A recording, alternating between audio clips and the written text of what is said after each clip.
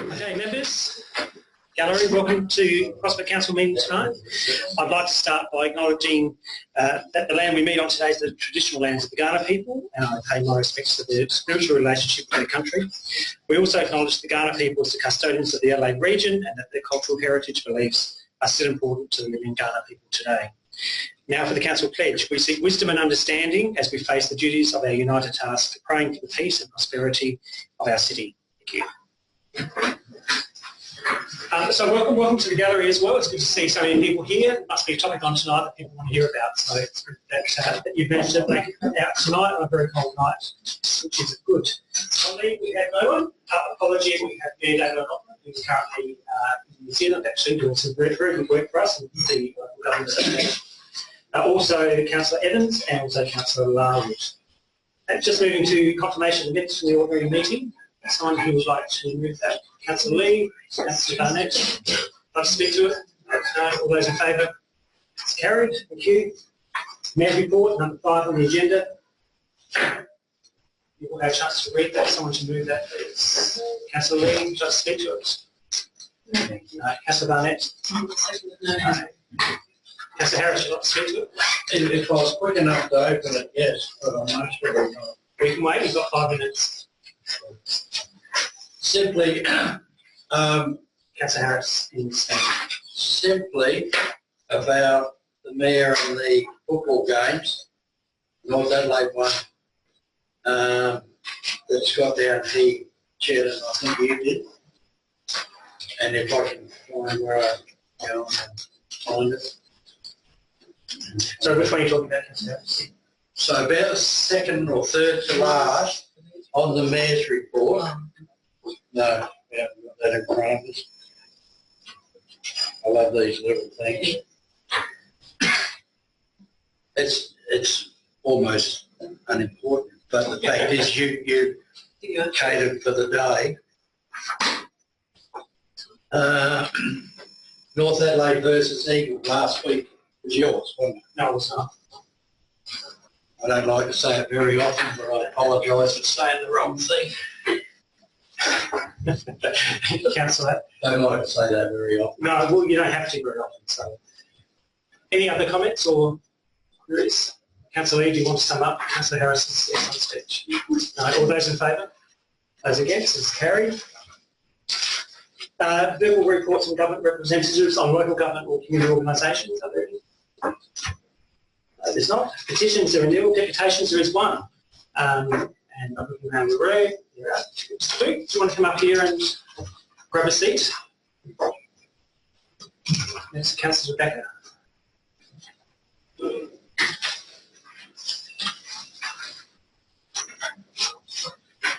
Now, I believe you come to do a deputation on the community use of the tram barn. That's correct. So the process is, if you haven't seen this before, you have 5 minutes to speak. I'll get you to stand if that's okay with you. And right. Just for the record, state your name and your address. Good evening, everyone. I'm Jeff Book, a resident of 40 Harrington Street, Prospect, and I would like to commence by thanking the elected members, the Mayor and the City of Prospect staff for the opportunity to present the following deputation on behalf of the Tram Barn Alliance. The Tram Barn Alliance is made up of community groups and residents who see the Tram Barn development as a once-in-a-generational opportunity for residents and community groups throughout our city, along with council and other private and public businesses, to collaborate on a project that epitomises quality design, honours and preserves the history of the tram barn, but at the same time readapts the site for future community use. Tram Barn Alliance understands and recognises that the project has to be both financially viable and financially sustainable in the long term for both the council and the community. Why is the tram barn so important? 1. History. According to transport historian and former planner Tom Wilson, who visited the site last October as part of his research for his book on the history of Adelaide's public transport, the depot is unique. Although there were about 19 such depots around Adelaide, the only known ones remaining are Prospect, the best preserved, Maylands, incorporated in the 1980s into a housing trust residential development, Unley, part of the First Choice Liquor building. While the horse tram network was the largest in Australia and lasted from 1878 until 1917, although there was one line of Port until 1913, the Prospect Depot is the best preserved depot in what was an important part of Adelaide's public transport history. Tom provided the following comment about the site. It would also be great if a use could be found for it which would make it more accessible to interested people. 2. Opportunities to A. Link the project to the Main North Road Master Plan and rejuvenation of Main North Road, bringing more business and services. B. Use the project as part of the solution to improving the current traffic barriers that prevent residents living in Nailsworth, Collingswood, Broadview, Medini Gardens being able to easily access business and services on Prospect Road, including accessibility to the new click. Once the library complex moves, unless the barriers are addressed, traffic flows will make visiting Walkerville Library, business and services far more attractive to residents. This is a significant tool in Council's negotiation with the Department of Planning and Transport Infrastructure to increase the likelihood of approval for additional pedestrian crossings. C.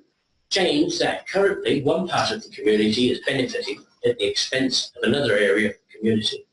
The project has the potential to unify residents and community groups throughout the city in a common purpose to preserve our history and adapt a community resource for future use. D.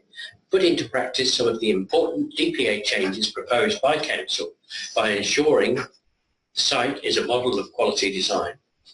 The Trambarn Alliance has seen interest from residents and community groups regarding the future of the Trambarn steadily grow, with the community providing many ideas for its future use. But at this stage, the TBA has agreed that the most important steps are: 1. The City of Prospect expression of interest for the Trambarn should be embedded in the following principles. A. Honours and preserves the history of the Trambarn. B. Readapts the Trambarn site for community use. C. Epitomises quality design and sustainability. Engage with residents of the City of Prospect throughout the process based on Council's successful engagement model previously used for both Churchill Road and Prospect Road. 2. The City of Prospect should seek expressions of interest for the barn site in 3 distinct stages as follows. A. Concept and design. B. Financing and construction. C. Marketing and sales. Those making a submission may address any of these stages. The City of Prospect should establish a Trambarn community reference group like Council's successful CLIC reference group that is open to the public, that provides advice to Council on the development of the site. The reference group we envisage would A. Have representation possibly made up of half TBA members, half Council nominated representatives and Council's appointed chairperson. B. 1 minute. Provide a consultation vehicle for Council to encourage community participation in the project. The Trambarn Alliance would really appreciate if Council could communicate formally with us and provide, as soon as possible, the timeframes and other relevant information in relation to the expression of interest for the Trambarn. Thank you everyone for listening, and I'm happy to answer any questions. Thank you very much. I'll now open up for questions to candidates or from elected. Councillor Harris. Yes, thank you. Thank you for informing us of that, and appreciate your stand and the other stand of other people. The only question I'm going to ask you, because then I won't get into trouble, is while the council was initially divided on where we went with the rest of it, which left the Trambarn on its own, the problem of council comes to pay for the other parts.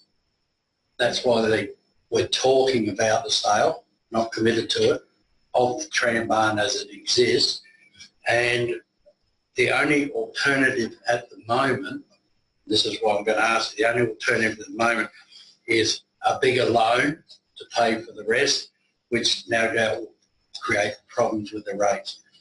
Do you know that, or do you people know that? One of the things that we envisage is that there's 3 blocks there. The Trambarn stands on one of those blocks. We're only claiming to have an interest in the tram barn site. The other 2 blocks, one on Main North Road, is a commercial proposition.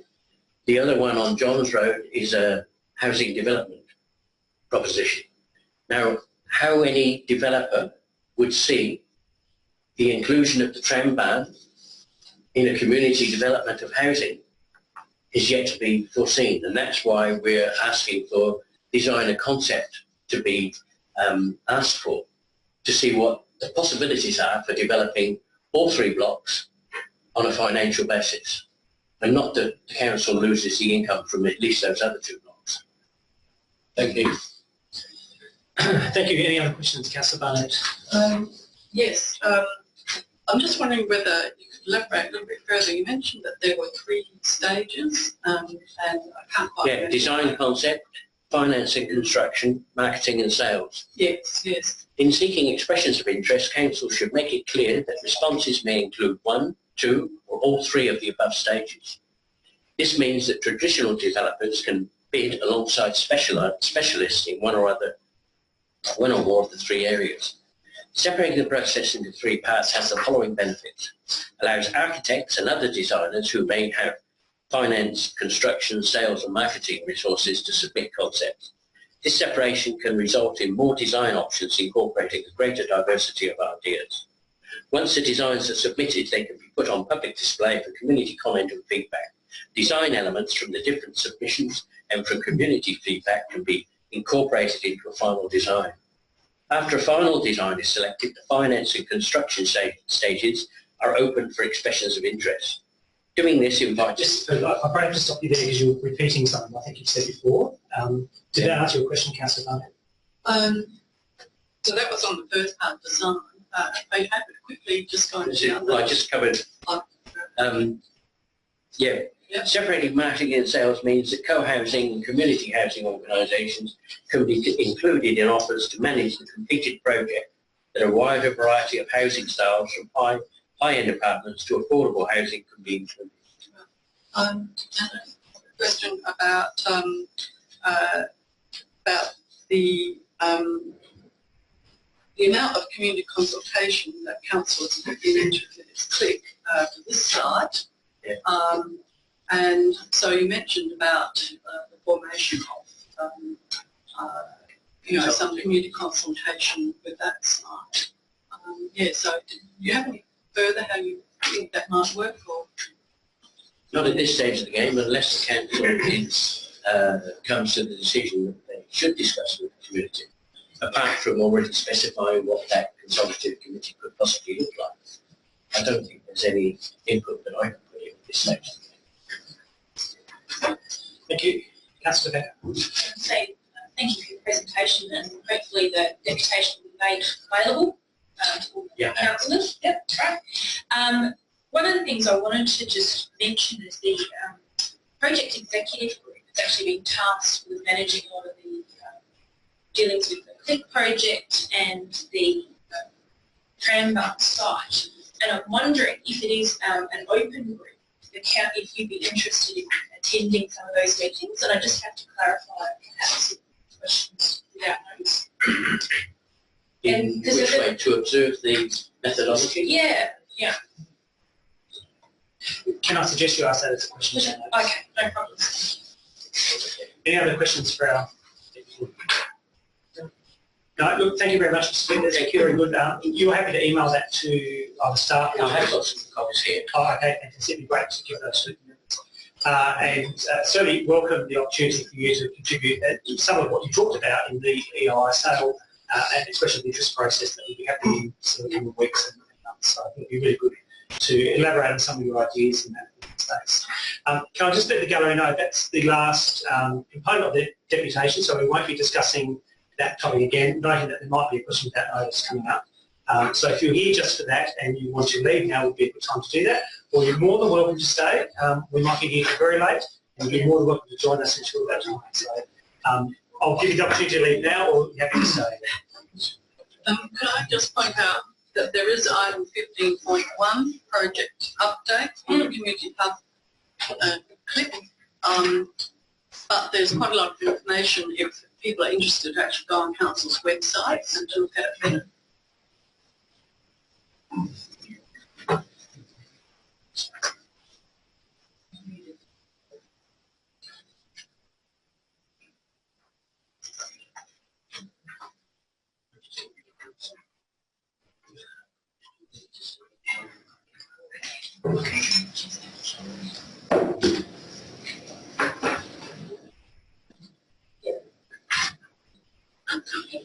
Okay, we'll keep going, and it was remiss of me early in the agenda under item 1.3, I didn't call for declaration of members' conflict of interest, so I'll do it now. Does anyone have a conflict of interest? No? Excellent. So I'll move on to motions on notice, they're a nil. Questions with notice, they're a nil. Questions without notice? Yeah, just, look, it was a shame that the gallery wasn't here, so I think that would be remiss not to let the gallery stay a bit longer. I just make the point that they were invited to stay if they wanted to. They were encouraged to go anyway. I just wanted to, in the spirit of transparency with the project executive group, I wanted to query whether it is open to the public, because it's not actually a Section 41 committee, is that correct? Yeah. Thank you, Deputy Mayor. That's correct. It's not a Section 41 committee, so it's not bound by the rules of Local Government Act in relation to its openness. It is an internal project executive group.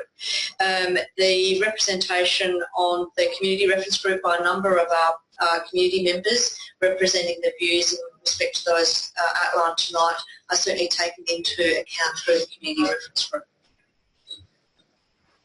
Just in regards to that, the community reference group is specifically in regards to the CLIC project. It's not actually in regards to the tram barn site, but that's also being handled by the project executive group. So I was wondering how you could reference the reference group in relation to the tram barn site council. Thank you. The community reference group, you're quite correct, has got the chart in relation to the CLIC. And I recognise that. At this stage, we don't have a public forum in relation to the tram barn. Certainly, the Mayor and a number of our elected members have been attending their meetings to ensure that the views expressed at those meetings are taken into account in relation to your decision making. And I'm sure there's nothing to prevent information coming from that alliance to be distributed to the councillors. So that would be the principal forum of actually using our elected members as a conduit for that information. Other questions without notice? No? Okay, we'll move on. As is our protocol, we'll go through the list of papers for this evening, and I'll just ask if anyone would like to put any of them out. Now is your opportunity. Point 1, this strategic plan information report off loud. This is tradition. 15.1 project update tip. That's Rebecca. 15.2 submission on design guidelines. That's Rebecca. 15.3 safety improvements. Councillor Rebecca. Councillor Harris.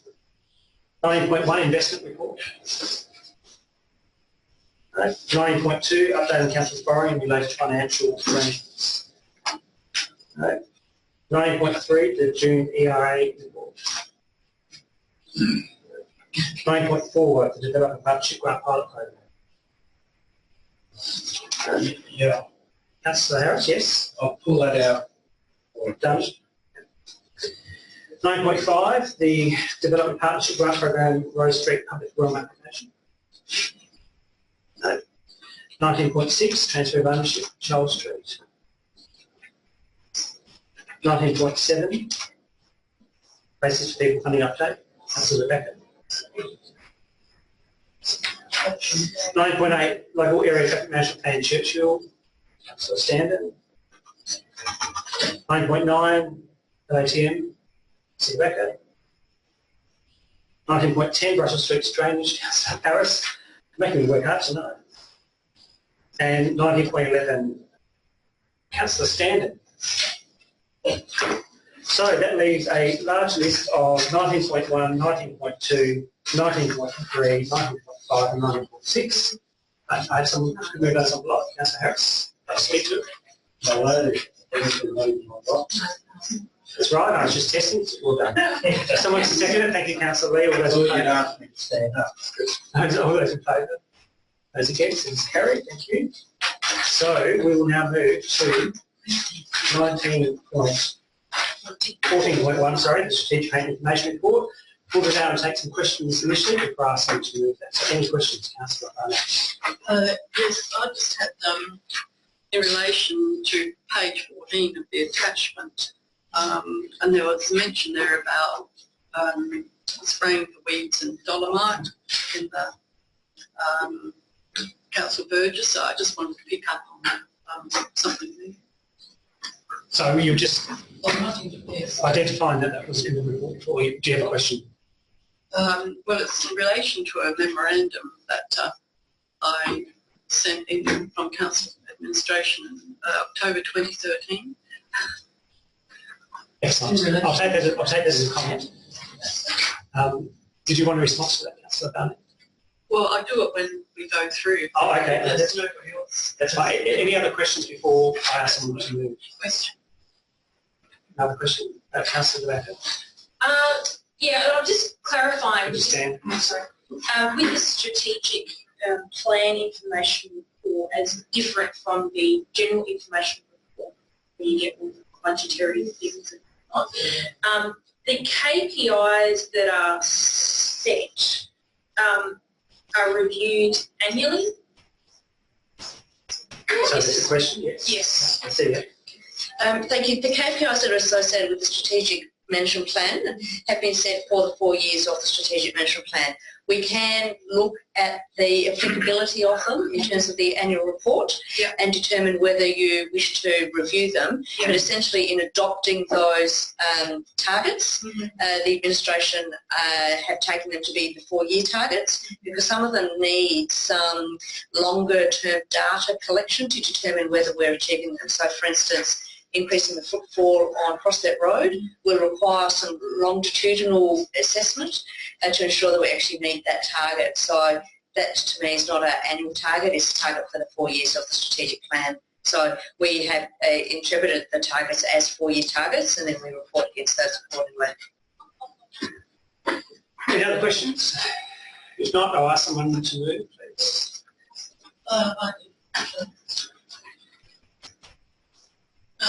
Councillor Barnett, you wish to move, yes? So where are we at to? We're moving the report, so you've got 5 minutes. Well, happy to move it, and then I'll get you wanting to a seconder after I've spoken. After you've spoken, I will, yes. Yes. All right.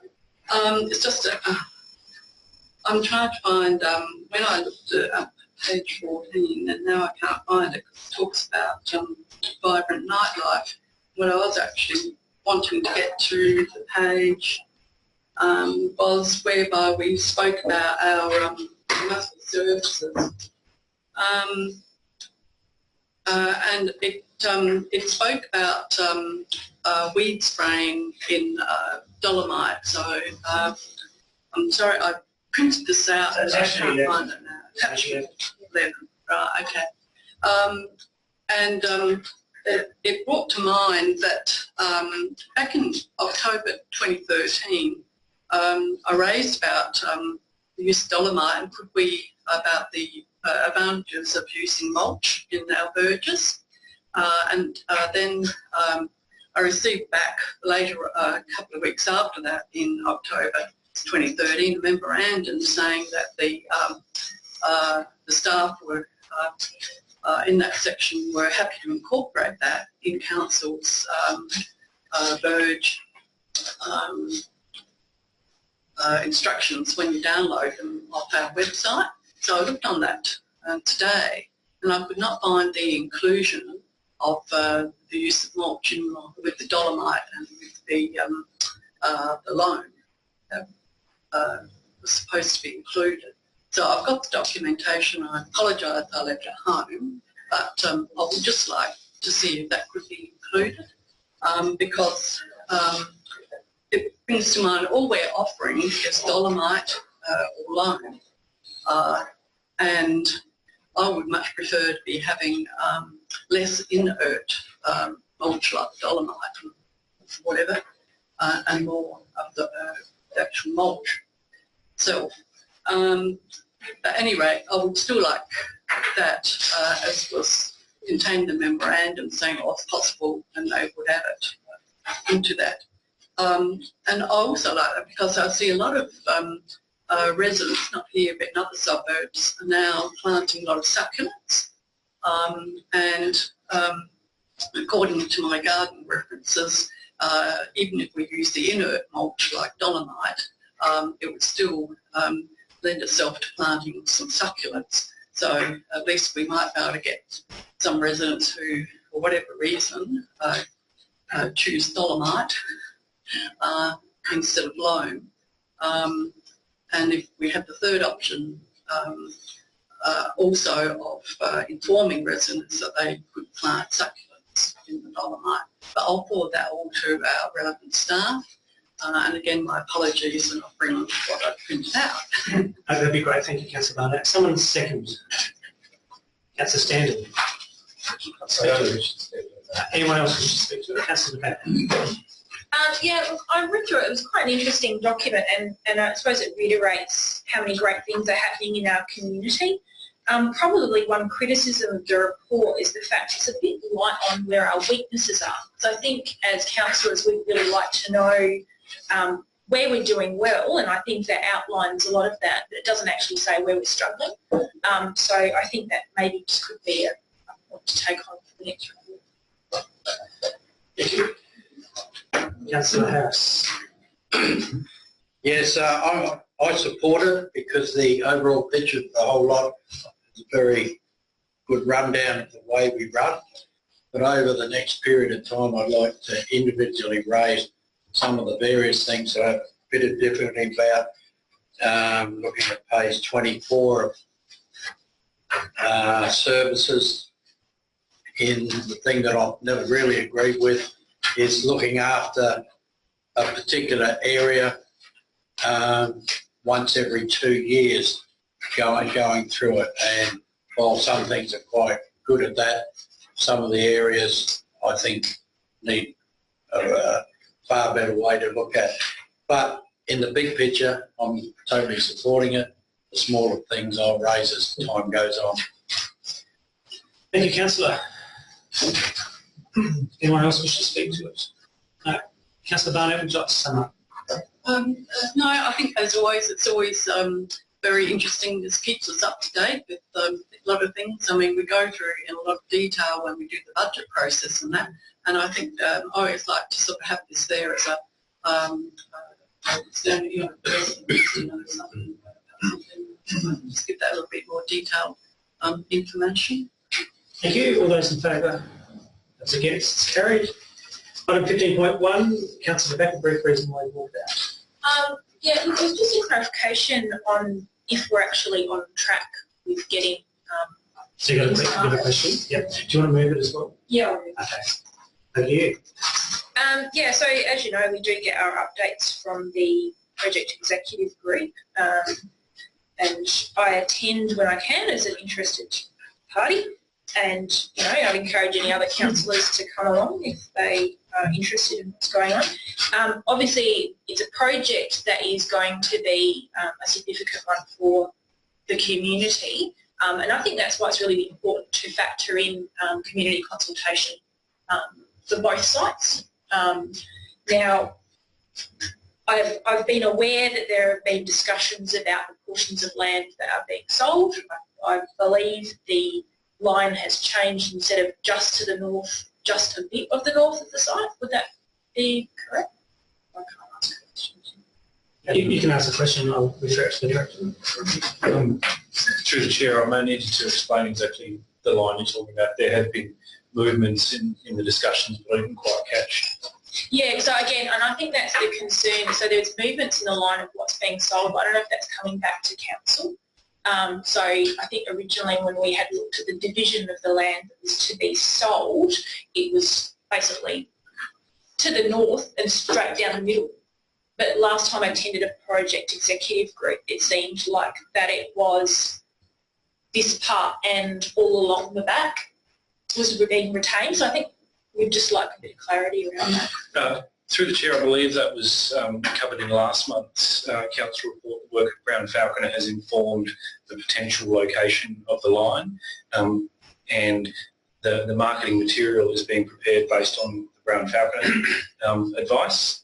That being said, it's been very clear from the beginning, from the Council resolutions at the start, that I guess the Council's open to more than just that. But the advice from the real estate agents is we need to give something definitive as a starting point, hence the line, which is based on the Brown Falconer work. But as I said, if memory serves, that was discussed, or it was in greater detail in the last council. Yeah. So I guess just the final question would be, when is actually going to be on the market officially? Through the Chair, the advice from CBRE as of 5 o'clock today is that they're aiming for next Tuesday's advertiser commercial property section. So photography has been done, marketing material drafts have been done, so we'll see signage and all that, ideally commencing Tuesday 1st of August, running an expression of interest process through to the 24th. And on just this site. Yeah. So this is going to be in the commercial part of the real estate, but I'm just wondering if we're doing anything for our community to notify them, so it's not just seen as a commercial thing, but it's actually a PR exercise for our community. Through the Chair, there's certainly a number of things that are proposed to be done, not the least of which the Engagement Hub website and Council's website will be updated to advise of the opportunity. The sign will obviously exist out the front, and there's a number of things, including, before it escapes me again, we are aware of a number of community groups, developers and others that have likely an interest in this, so we'll be directly sort of marketing to those as well. And when we get to the Main North Road site, there's a larger number of community groups that are interested, and they'll be directly marketed through that process. Well, one last question. Is there an actual registration of interest process that as councillors we can direct people to people inquire about each sign? Through the Chair, there's not a formal process. Essentially, what we've been receiving is just general interest or general inquiries, of which we'll be putting on a register that we just keep internally, and we'll be advising CBRE of those as of the dates of launch, and they will help us in terms of that marketing from those points. So certainly if you or any other elected members were aware of groups with interest, by all means let us know, and between Chris Newby, the project lead, and myself, we're gathering all those and push those out. That's all. Thank you. So that was just seconds. Yes, I'll second. And it's true, I mean, Councillor Backer and I have been going reasonably regularly to the events, and I think you do gain a bit of a fuller understanding of what's happening.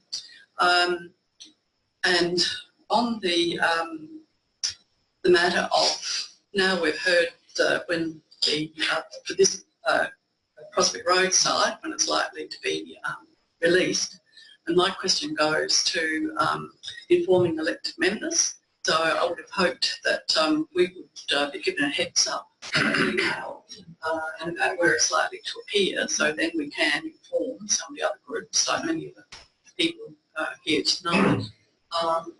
And also, was it were the CLIC representatives going to be informed that this is going to be out in the commercial sector or wherever it's going to be? Just before I move to the Director, I can answer the second half of that question. I talked to a TIC meeting at the last week with advising that this will be happening in the rough time frames that it's going to be happening. So they said they'd be informed of that last meeting. But in terms of the first question,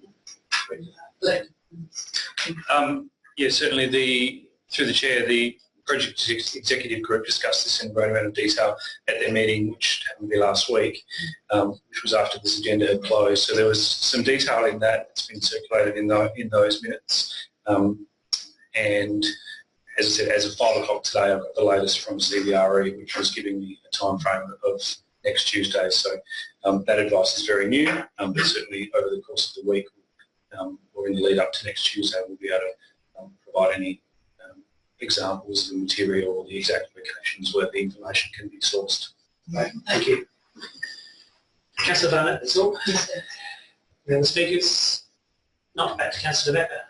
So just to sum up, a really exciting project, and I think there's lots of people who are really interested to see how it's tracking. So I think it's just, again, maintaining those sort of pathways of communication, and I think that's a great way to go. Thank you. All those in favour? Yes, it was passed. 15.2, submission on design guidelines for consultation. Councillor Becker, brief reason why you put it out. Again, just to highlight the importance, and I'd just like to also congratulate the writer. Okay, so before you do that, you want to move it? Yes, I'll move it. Thank you. And I don't think no, a great report. If any of you didn't have a chance to read the design guidelines, it's been put together by the ODASA, Office of Design and Architecture, South Australia. As you know, or may not know, in the Development Assessment Panel, we often refer to an architect for guidance on design quality. That seems to be the thing that is continually coming back through our community, that they want to see quality design, and that's quite an objective thing. So the Office of Design have put out a design guide, which we have, as a council, been asked to comment on. And I actually congratulate the administration on being quite to the point on some of these matters. Even though it's a nice looking document, it's quite a general document.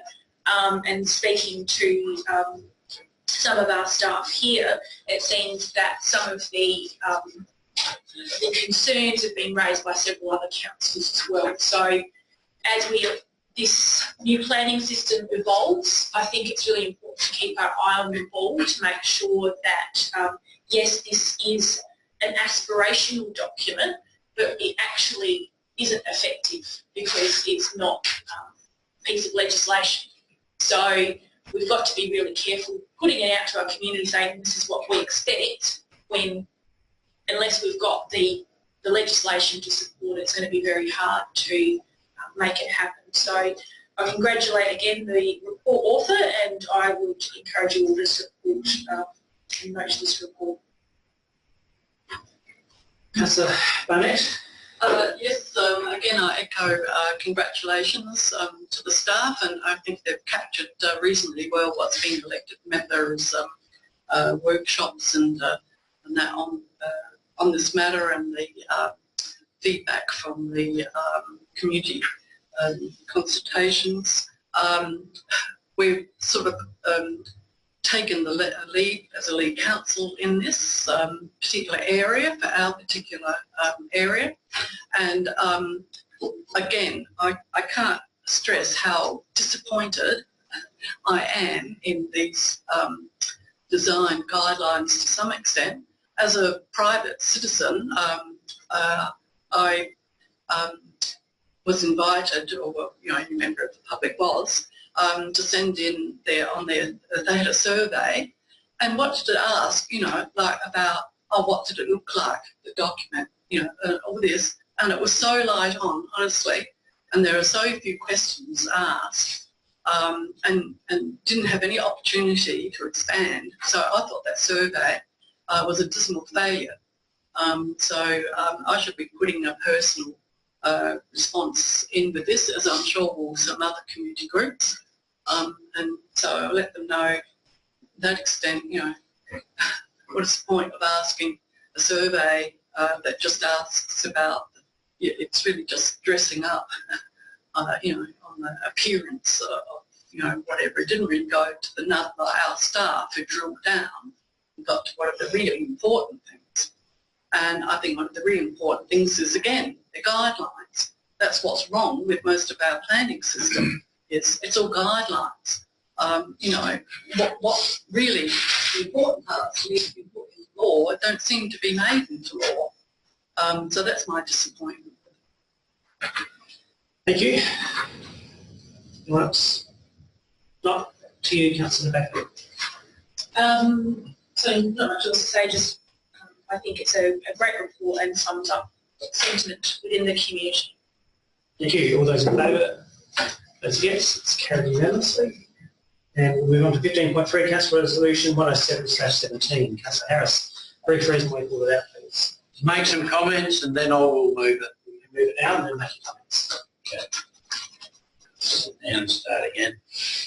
Okay, look, I when we called for this report and it came back so quick, I was a little bit stunned and I thought, gee, come back a bit quick, it's maybe not what I'm looking for, but I might add the reason I'm moving is because I'm very happy with the report, although maybe in general business I'll call for a further report to tidy up some things, but I have some specific areas why I move it. I move it because as we're developing particularly bigger buildings, also a lot of the normal ones, but the higher buildings around, and as late as or as early as this morning, pouring concrete on a 4th level down on Devonport Terrace and Pinn Street, and to me it was a normal construction process, different sort of bonding on it, but it was a normal process. But there wasn't any lollipop person there, so there was no directions whatever for traffic. There's no sort of fence off punch going across. All these normal things that happen on a major sort of construction site. So I was a bit disappointed, and don't go there tomorrow because they caught today, so it's no good going tomorrow. But just these things that I'm hoping some of this area tidies up, and I believe it is for some of the various things we're looking at. Now I think the areas I wanted to say was about page 157 and 1.3 was the first one, which is page 156. 1.3, the obligations include the requirement to maintain a safe environment.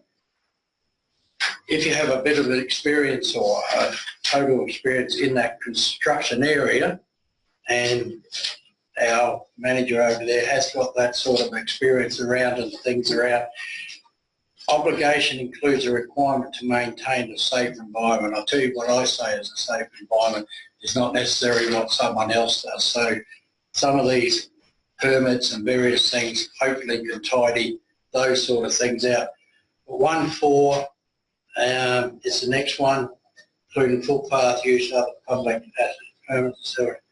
I put the words "so what," and the reason I put that because it follows with 1.5, 6, 1.5, 1.6 and 1.7 that we're going to give, or we're looking at doing permits and these sort of things with the builders, not so much the developer, but the builder that's actually doing the on-site work. But if we can't police them, I find that a problem, because I was brought up a very good Catholic boy and everyone told the truth. When you come to the construction industry, people might say the truth and they'll do the exact opposite the next day. So policing, unfortunately, is an important part of it. And 1 minute, Councillor. And we have some of these areas, and between our risk team, council's risk team, and the community safety team will be policing these sort of projects that we've got. I see 1 or 2 people, and I believe perhaps we should be extending that if we're going to do it properly. I can't say much more because I want to get another 30 seconds in the end. So I just see some of those areas that if we're going to have just 1 or 2 people, it's going to, and at the same time looking after schools and looking after shopping centres, looking after this and that, it just comes out a bit much to rely on. So various points through this talk about some new ideas that we're putting together in, I think, basically about September and that. So when it comes to general measurement, I will just be calling for a report for in 3 months' time to see where we're at, and hopefully we can take part. So I ask people to support it, because what I have read, it is a very good area that we're not starting, because I don't accuse anyone of not doing it, but we're starting to look after some of the residents and the drivers around, opposed to people on site, which should be the employer's responsibility. I'll finally finish at the end. Thank you.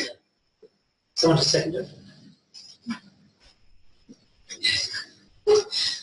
Councillor Becker.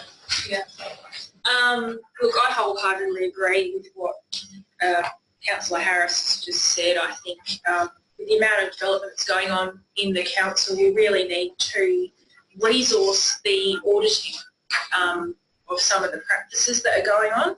And look, I was quite shocked, I'll say, at point 5.7 and page 149. Should members of the community be concerned by public safety approximating to development sites, they are encouraged to contact council so that the community safety officers can attend to review the conditions of the site and the adherence to any permit conditions. So it's almost like we're relying on the community to notify and police. Now, I mean, that's fantastic, you know, to get the community to dob in dodgy developers, but at the same time, I think we need to resource to be proactive and actually go and do spot checks on some of these sites. So again, I'm looking forward to the report that will be coming to us, and just to see if any of this is actually going to make a change on site. Thank you very much. I'm just thinking out loud for a moment whether there was any sense that your issues, Councillor Harris, could be picked up in an amendment to the recommendation. For anyone else to say. No, I can't move the amendment. No, you can't, but the next person speaking might be able to on your behalf, should they wish to. But That's simply 3 months. 3 months. We haven't heard all the things the council said. Councillor Barnett. That means, You can speak to it and then suggest amendments if that's what you wish. yeah, I can do that, but I was wanting to talk, I was wondering how I can,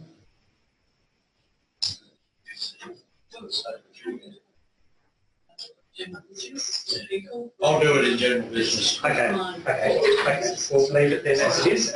Any other speakers to the motion? Yes, Councillor Barnett. so I thank Councillor Harris and the staff for bringing this report to us, and noticing that my co-councillor would be wanting to see this come back, further report come back to us, which he will ask for in, I believe, in general business. I do have concerns where things are in this issue, where it's public safety, apart from the worker safety, are done on like a self regulating type framework. I would say whoever formed these regulations or acts, they should be the one that's paying to resource it and go out and, and look at it. I mean, again, it's cost shifting, I think, to local councils yet again, that we're asked to put some paid staff time to run about and do this sort of work, which we wouldn't, clearly do, because we take safety, quite seriously. And also now, particularly on Churchill Road, and I noticed particularly in the ward in which I'm one of the ward councillors, I now know the answer. A resident down there asked me, how did they report? They've seen some dodgy stuff 4 floors up on workers, so who did they report it to? So I guess now I know where I can urge the residents to report it to. So thanks to all that involved bringing this to our attention, and hopefully we can get a bit more, some safety, a good better practice and safety around that. It's an extremely busy area.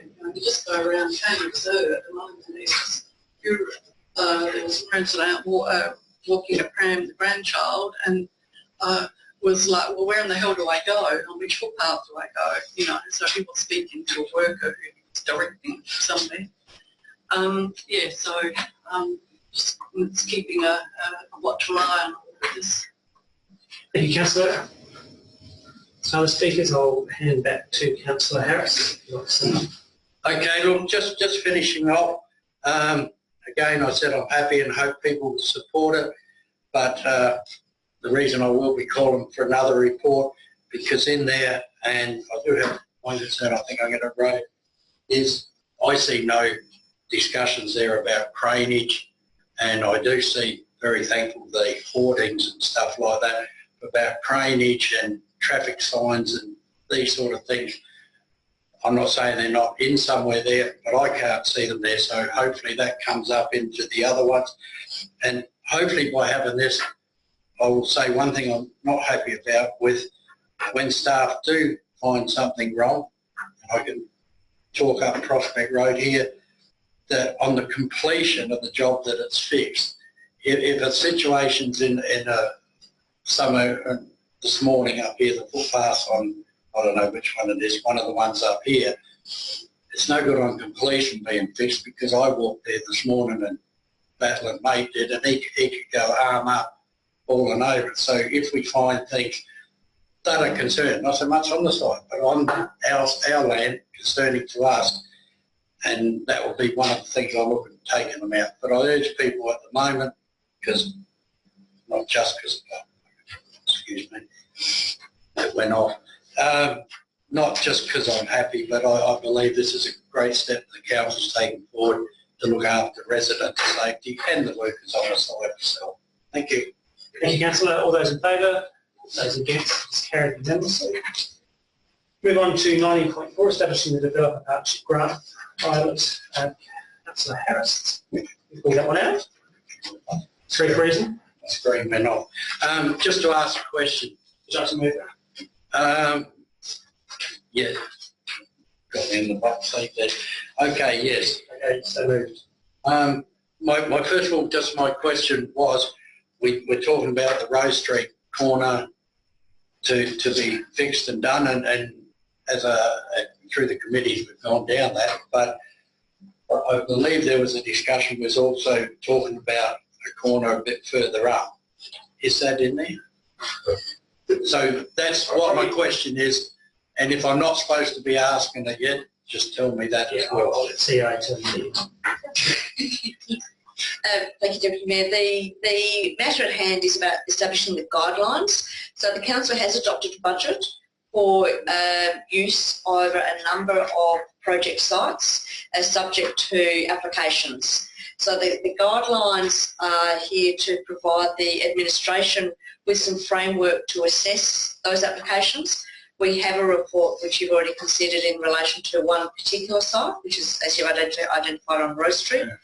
If other sites come forward, then we will certainly provide a report to Council in respect to assessing applications against these guidelines.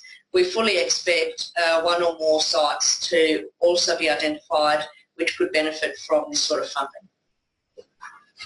Okay, well then I'm happy to move it on the Rose Street site.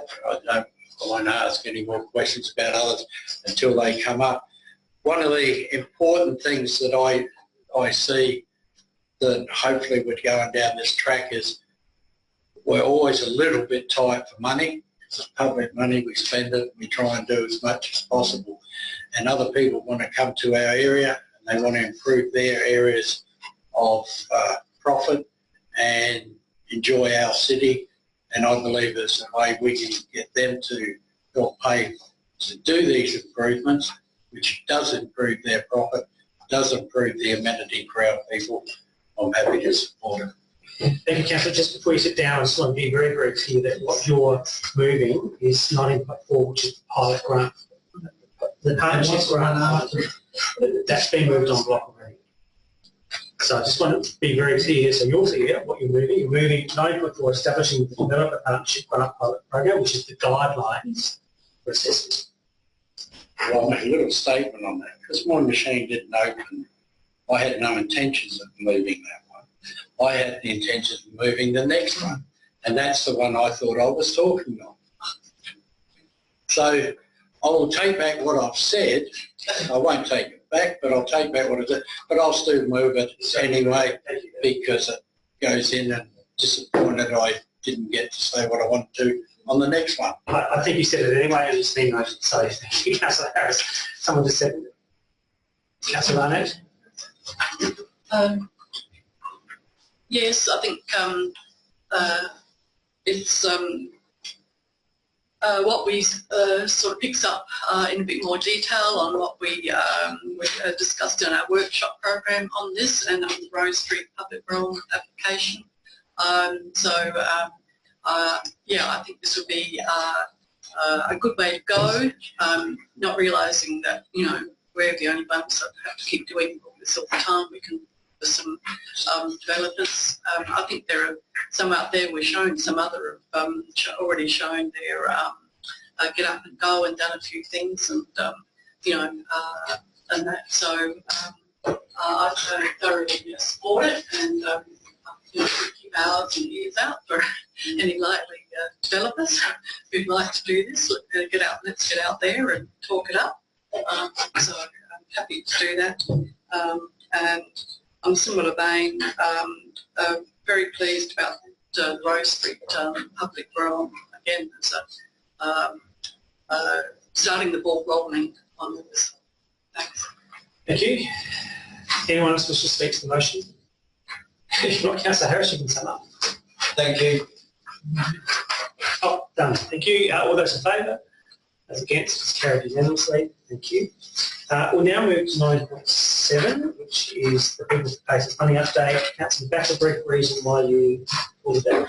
Well, I'm not going to move it. I'll call for probably going to amend it, but there seems to be options within can you just give a brief reason?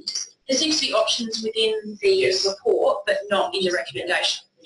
So what you'll see up on the screen possibly shortly will be a slight variation to the recommendation that's been put up by staff to make some clarity to the recommendation. The recommendation is wrong. But I will just test the floor to see whether there's any questions you've got on this particular motion and whether we're going to have a session to do with those, because there are a number of options in the paper, or whether we want to take it straight to the floor. So can I just maybe, as a bit of a straw poll, is there like to be some questions before we wish to vote on this that could be dealt with out of session?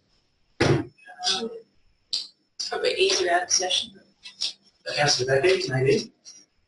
Well, I've got a few questions now. But Does anyone else?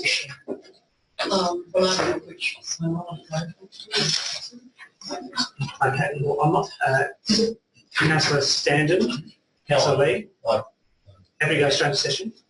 Councillor Lee. Yeah.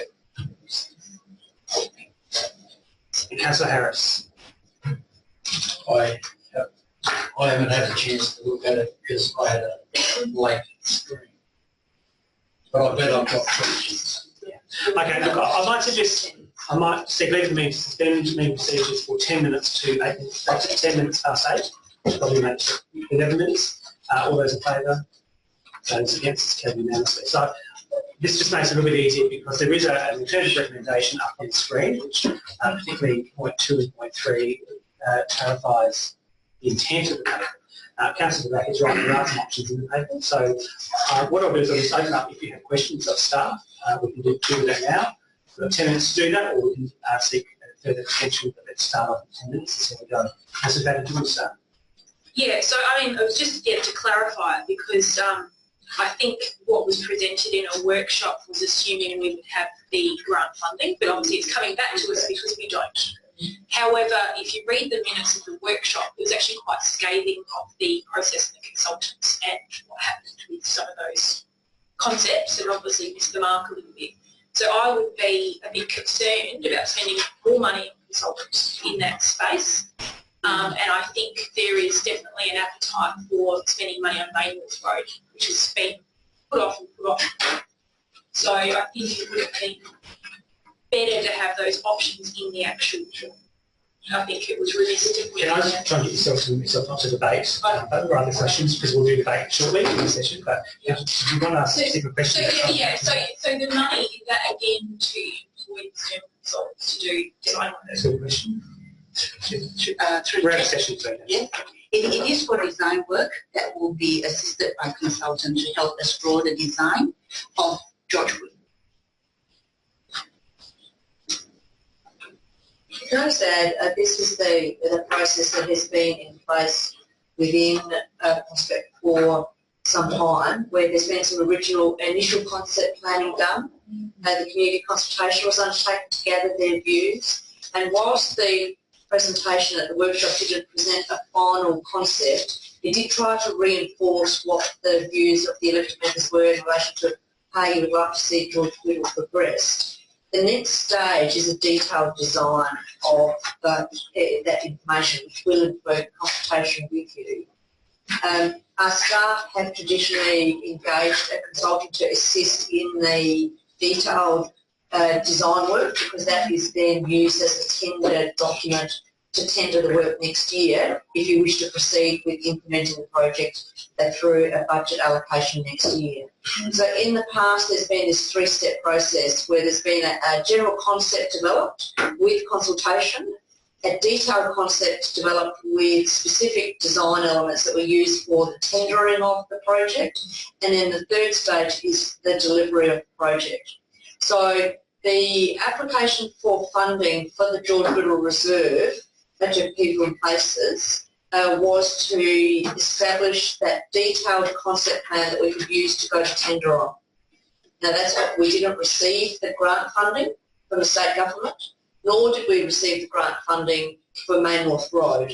And so the objective of this discussion is to seek some direction from you in terms of whether you wish to proceed at all with either of those projects, part of the projects, none of the projects, so that we can actually provide that advice to you in a budget review.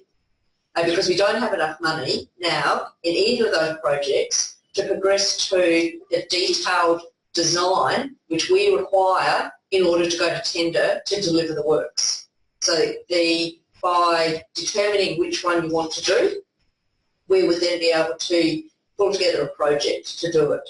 The recommendation before you was based on the fact that George Whittle Reserve, together with Charles Kane, there has been quite a lot of community engagement in relation to that, and we are about to finalise the initial concept work for you, so there'll be a report coming to you in relation to the details of that. And because it's quite a contained reserve versus Main North Road, which is a really large project, we've still got quite a lot of negotiations to do with DIPT on a number of sections on Main North Road, and we haven't yet concluded that report. The administration considered that George Whittle had some advantage in terms of trying to get it to the stage where we could then tender on the design. We could tender on the works. So we might just go around the table, so Councillor, anything else? Not at this stage. Yeah, just then briefly, I can now see how the sort of three are tied where it wasn't. First of all, the things about the Main North Road, which we've had the meeting and talked about, and that if we haven't got a grant, I'm not that keen on the money there, because I don't see that we've got, and in the main it's not really residents, it's businesses more than residents, on site enough that it could be throwing a bit of money away, not in the long run, but in that short, throwing away where we haven't got close enough together to sort of do something.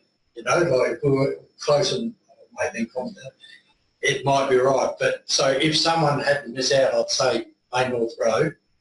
The George Whittle bit, Whittle George, is, my thought was when we had the last bit of it, there was some things like the comments came about being joining the two parks together, that they're one together, and so I don't know what, and it could be here, but I don't know what we're looking at the design of what we're doing. So I can't make a So comment. was there a question there? So that question is, I don't know, Jenny, I was given the papers that it might be in there, but I don't know what we're going to do there, because to me, unless we're going to do something, we don't know about property payment, what are we going to spend there for? Yeah. Look, I think the outcome on the initial design hasn't provided you with a concept plan to actually get detailed. We will be finishing that work in the current project, and so there'll be a council report that comes to you. It is about the improvements within the reserve rather than trying to do a concept plan linking Charles Kane and George Whittle. I think, from my perspective, it's best to concentrate on George Whittle and have a look at improvements so that we get a better play space and a better open space there for our youth, and we deal with the safety issues and the lighting and whatever else, and we deal with that as a contained project within George Whittle Reserve. Councillor Harris, any other questions? If we try and leave it to questions rather than debates, Councillor. Yes, well, I'm much happier with this vote recommendations than what we had.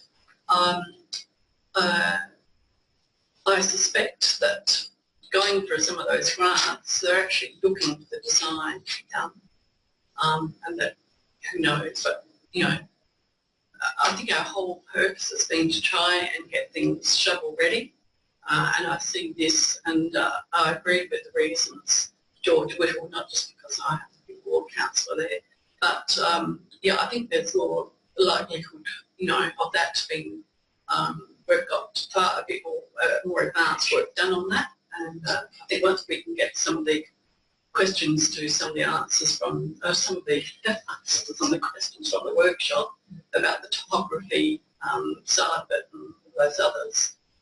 But we have to, in our budget, this is the whole purpose I see, we have to put... Sorry, Councillor, do you have a question? I just want to... well... You might not, and that's okay, because we're going to debate in the debate session and debate, so... No, well, I don't have any questions, I just agree with Councillor Lee? No, just sounds like a very question. I was quite underwhelmed by the Maples Road design the other night, so I'm kind of pleased that this is happening. So I'm getting it perfectly clear. We are taking $35,000 from the Maples Road design, putting it to George Whittle, so it doesn't affect the rest of the budget. There we go. Thank you, Councillor Stanton. Did you have any last all the questions? That's right. Okay, so if there's no more questions, I'll just check again. I'll call us back into session. No more questions, good. Of course, back into session, I'll call for a mover of the recommendation as you see it on the screen. Councillor Barnett, would you like to speak to? Yes, I'm happy to move that. I think it's a sensible way to go, and will get us closer to having what we call a shovel-ready project. Hopefully, might be able to attract some other funding. And similarly with Main North Road, I think there are, we've still got a lot of questions, still a lot of work to be done on that. So I think it just makes sense to do it this way. Thank you. Someone to second. Councillor Stanton. You want to speak? Thanks. No. Anyone else? Councillor Barnett. To the back, not Barnett. Look, I mean, I'm all for spending money on parks and reserves, and because unfortunately I was here for the Mainlands Road presentation, but I did attend the workshop at the library several months ago. Certainly, I understood the sentiment about some of the reluctance in that it is a commercial district and what we can achieve. But I think it's just vital to remember there is the need for that greening and connection, and I sort of see that money sort of earmarked for that area. It would be nice to retain it. I also look at what's happening on Churchill Road, and we've just gone through looking at construction down on Churchill Road.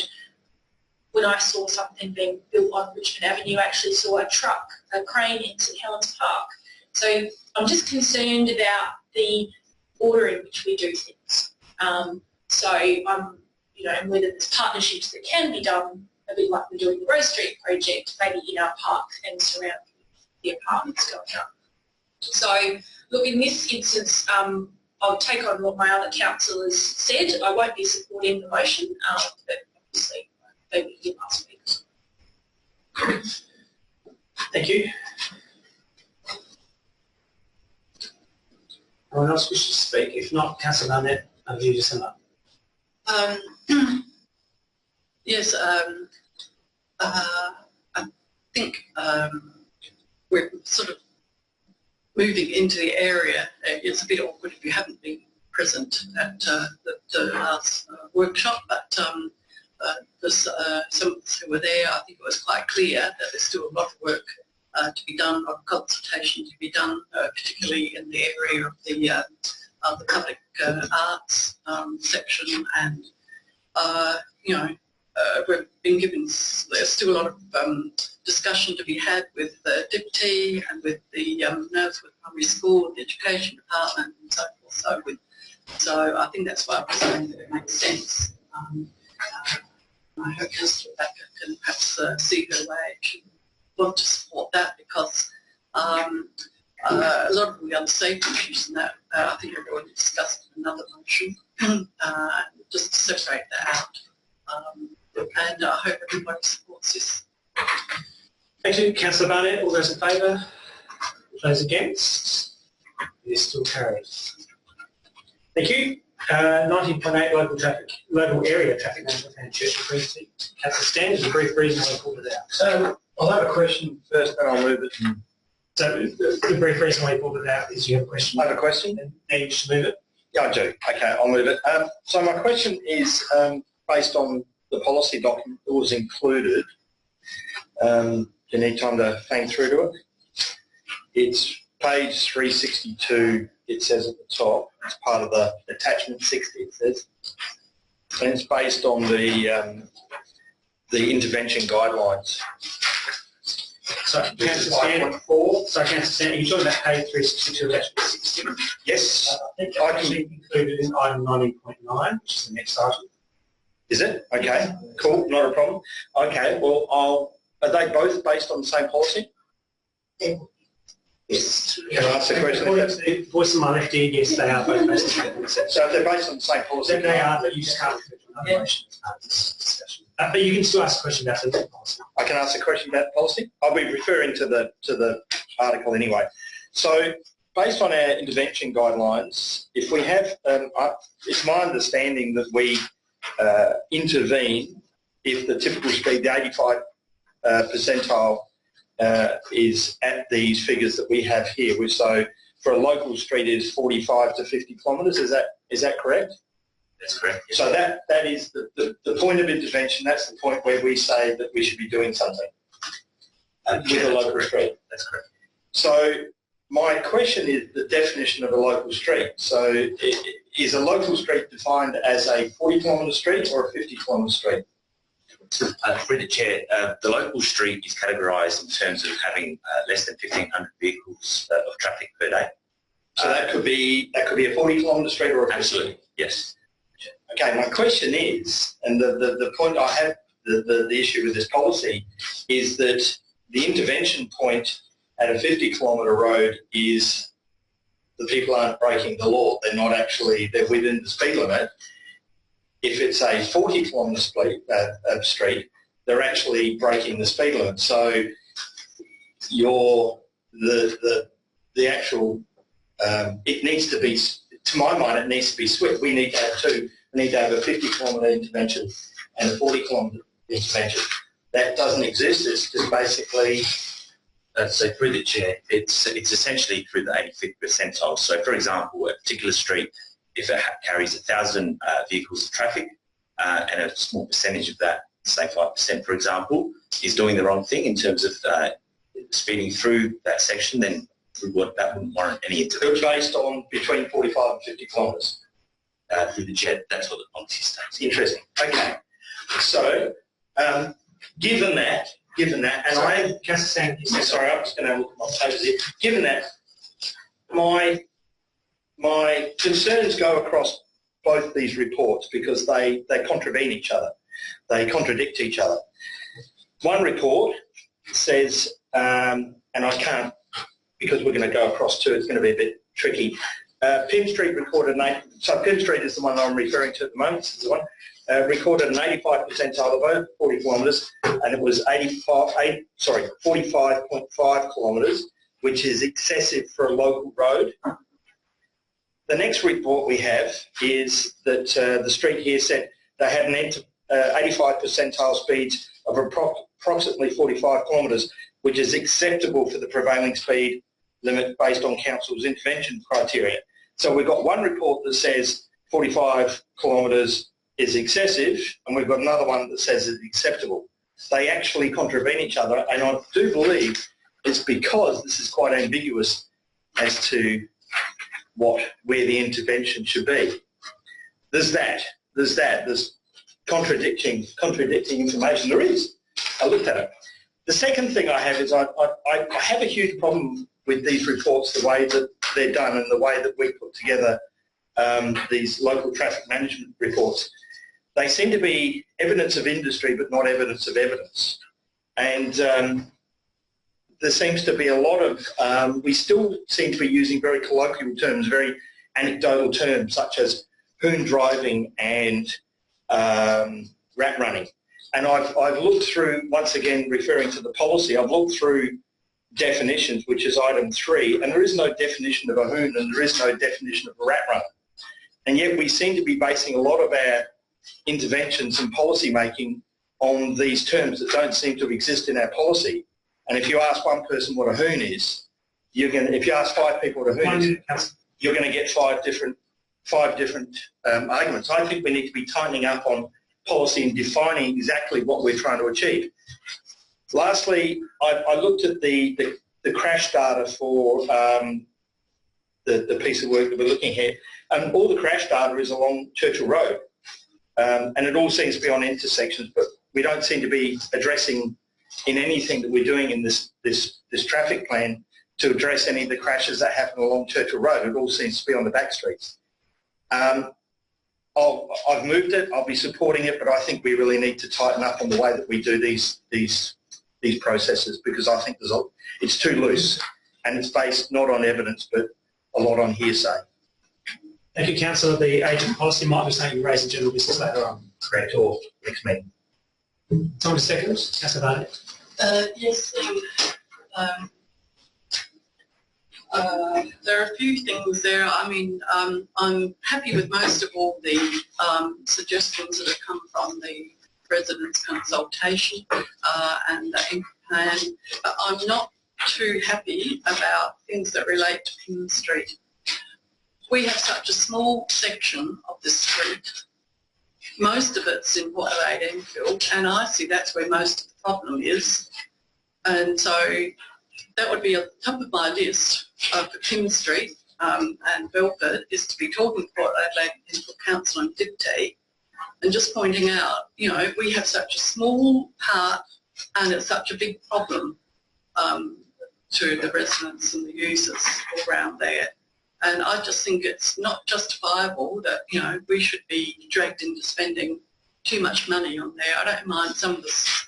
I think there are a lot of smaller things that we can just get on and do very quickly to show good faith with the residents, like the line, you know, painting the lines and doing a whole lot of other, there are a whole lot of other smaller things in there that I think are great.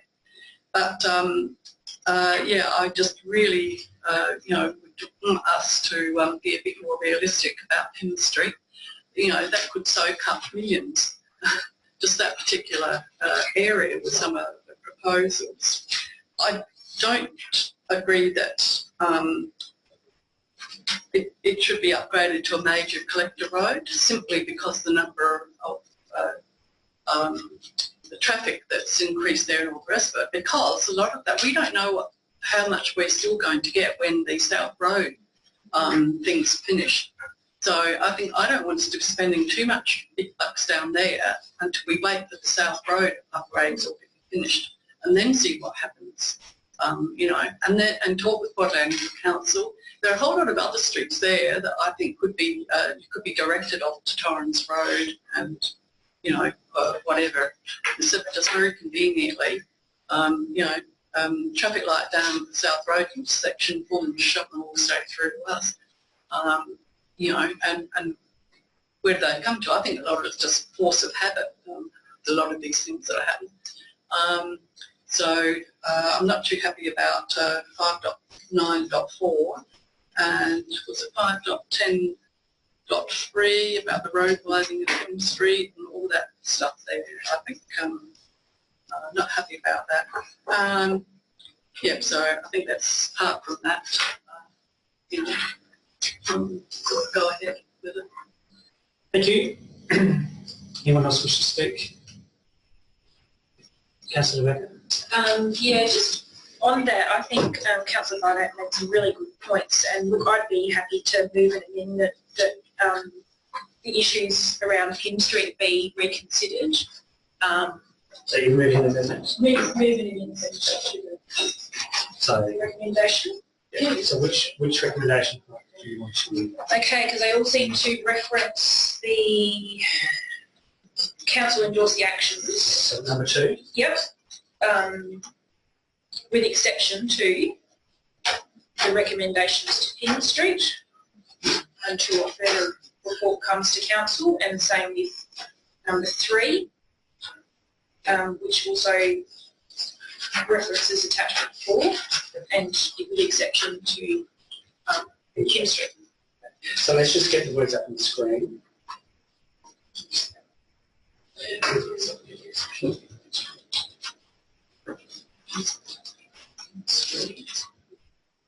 So, sorry, Manager of Infrastructure, Assets and Environment, do you want to make a comment? Yes, through the chair. So just to clarify, the recommendation for Pym Street is really just to recategorise Pym Street to a collector road instead of a minor collector road. And what that will do is give us some power in terms of negotiating with DIPD in terms of looking at design solutions, because as the other councillors have mentioned, Pym Street is probably more important to Borrelay Enfield rather than Prospect. So there's no suggestion there to do anything further apart from changing the hierarchy of the road to be able to have us in a better position to, I guess, take it to the next steps in terms of undertaking further council report and then obviously following up as well. Unless the council is referring to Guildford. So, thank you, Manager. Do you want to proceed? Look, I recognise.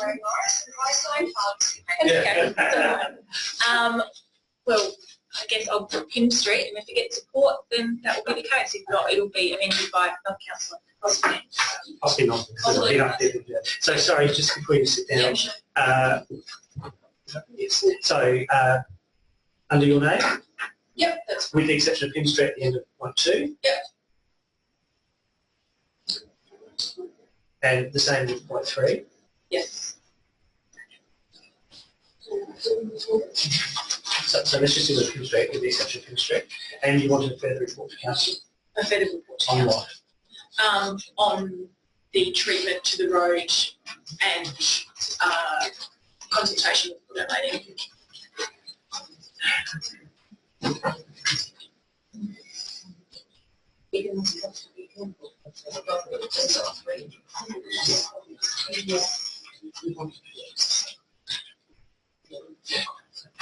Just in terms of the wording, Councillor Becker, we're thinking maybe just do the report as a separate document as on the floor. Yep. Just to separate that out, to make it very clear. Yep. So further report to council on the treatment to treatment of Pym Street. To the road and delete to the road. And consultation to the road. Yeah, consultation for that is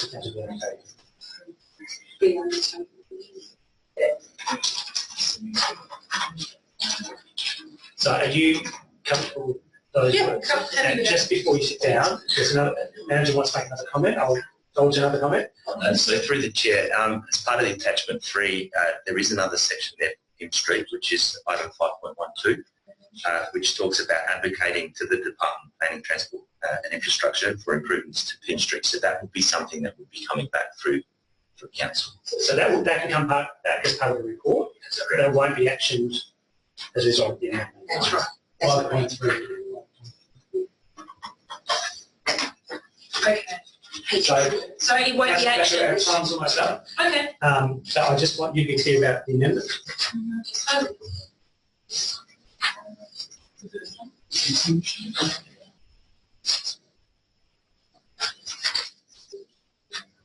Yeah, no, just leave it as is. Have you tested? Okay. So you've got about 10 seconds left if you want to say anything else. No? Okay. So I'll accept the amendment and I'm now seeking a seconder to the amendment. I'm seeking a seconder to the amendment by Councillor Backer. I asked, had I spoken in this issue? Have you spoken? No, you have not. Yeah, so you can leave it should you wish, Councillor. All right, I'll second it. I'll speak. Yes. I'm speaking because I support this part and taken on board what I've read and where we're going, but supporting because it actually falls into line what I've tried to raise before with these LTMAs, the areas, Churchill Road, that the area councillors should be spoken to before they start, not once the report's done. Now, I'm not saying that's an answer in this case, but it emphasises my question that if we're going to do a that we do it. And on that grounds, this morning I was at Pym Street, as I said, with the concrete floor, and Pym Street at I think it was about 10 to 6 was busier, the main North Road, Regency Road at that hour in the morning. So I think it needs a bit extra looking at.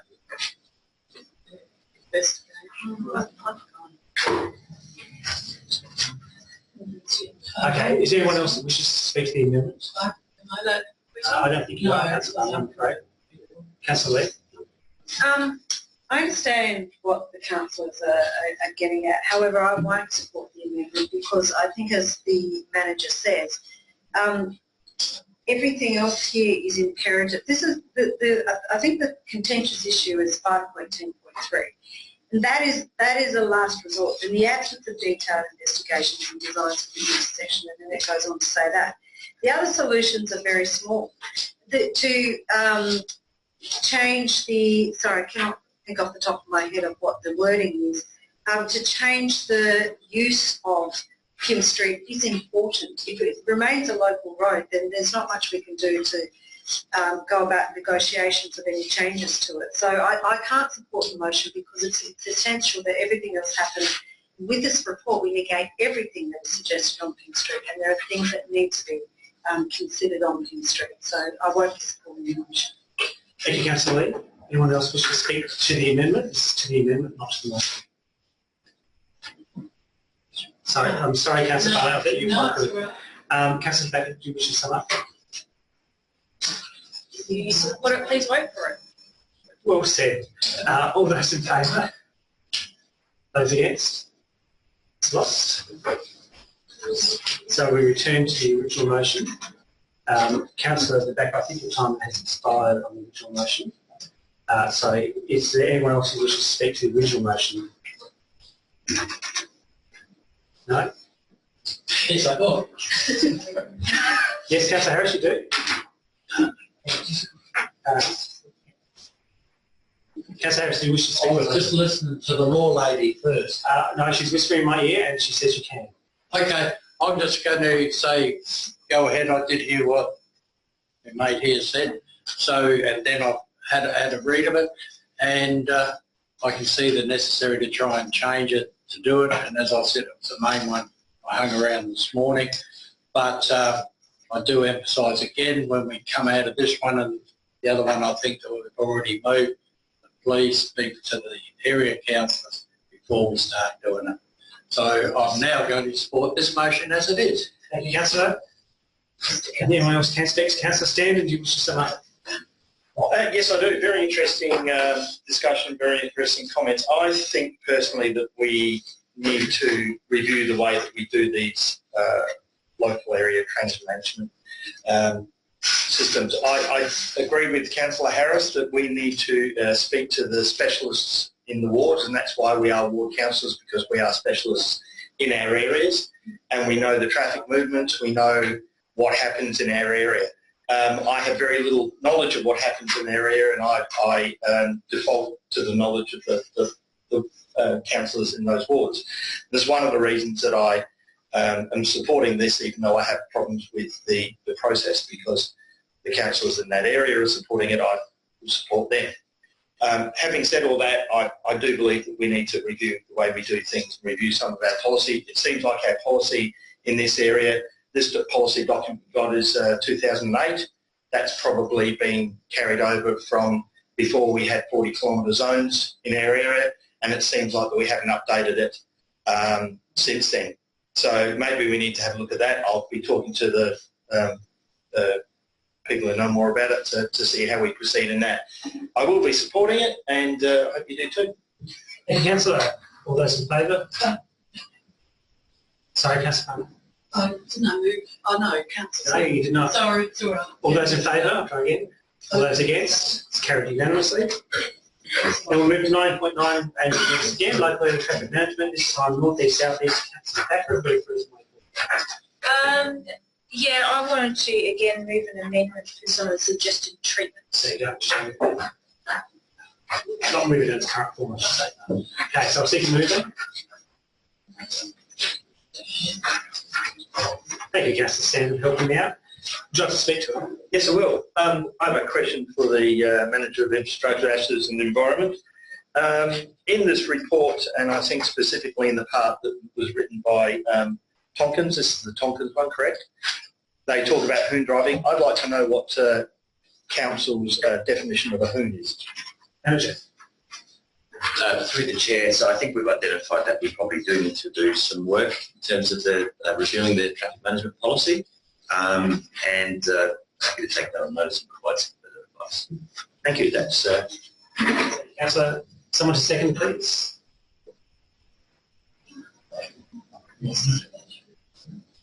Oh, all right, I'll second. I'm trying to work out the geography. Don't all jump at once. Looking for the ward councillors. One's here, one's there. Yes. Okay, I'll just second Is it? recommendations there. And, wow. Thank you, Councillor. Councillor Zacher, as you pointed out, you have the right to speak next, so over to you. I'd like to move an amendment Yes. to the recommendations to exclude the treatment suggested at intersections of stamped asphalt to pavers, please. And this comes about, we spent a lot of money on doing stamped asphalt all down the length of Prospect Road, only for it to be ripped up and replaced with black asphalt and it's like dog's breakfast, and it can't be replaced, it can't be fixed. And constantly I'm told, no, we can't use pavers because they move, there's maintenance issues and whatever. Look, they've had cobbles down in the streets of Europe for thousands of years. I'm sure we can manage a couple of pavers. So I'd like that as an approach we can take, so it means that we can replace the pavers to where they are if we need to dig the road up. Please don't sit down yet. We want to make sure we get the words correct. Okay. And respect what you were asking. So,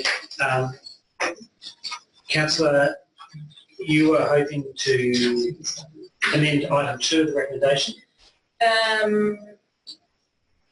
Yes. Maybe with the words such as, with the exception of stamped asphalt? Yes. And include and inclusion of clay pavers. Clay pavers, not concrete. Yes. Yeah, that's fine.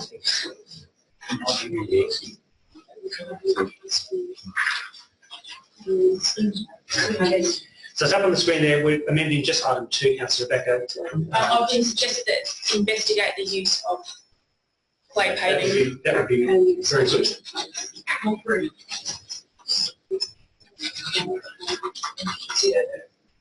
The council endorse the actions planned with the exception of stamp asphalt and investigate the use of paper.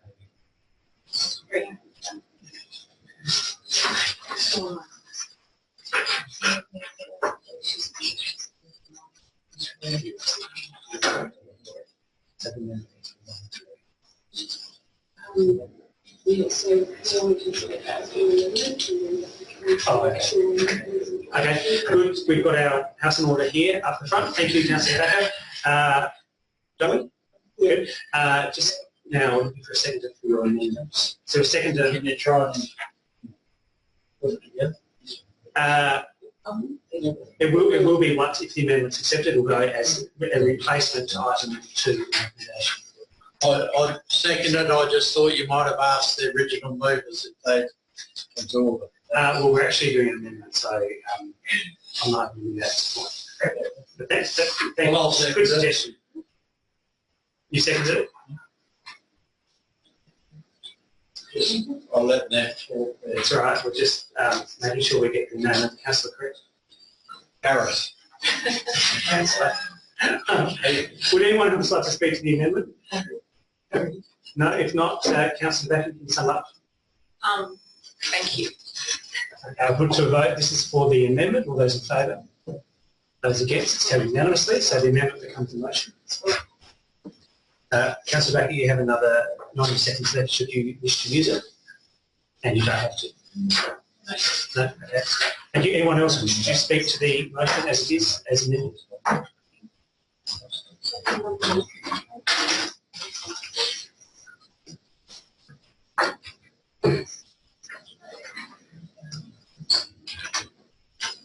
We're just going to make sure we've got the numbering right so that when we go to vote on it, we're very clear about what they're voting.